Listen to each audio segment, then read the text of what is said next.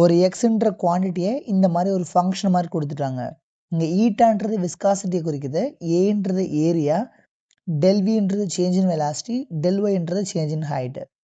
அப்போ இந்த X குவான்டிட்டியோட dimension என்ன அப்படின்னு கேட்டிருக்காங்க. ஃபர்ஸ்ட் இந்த ஒவ்வொரு குவான்டிட்டியோட டைமென்ஷனல் ஃபார்முலாவும் நம்ம எழுதிக்கலாம் கீழே. ஸோ இந்த ஒவ்வொரு குவான்டிட்டியோட டைமென்ஷனல் ஃபார்முலாவையும் இந்த ஈக்குவேஷன் அப்படியே சப்ஸ்டியூட் பண்ணுங்க கம்ப்ளீட்டாக.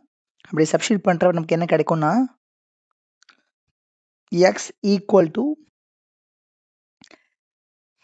m l power minus 1 t power minus 1 l power 2 l t power minus 1 divided by l. இந்த மாதிரி ஃபார்ம் கிடச்சிருச்சு. இது நம்ம ஃபர்தராக சிம்பிளிஃபை பண்ணுறோன்னா mlt power minus 2 கிடச்சிருச்சு.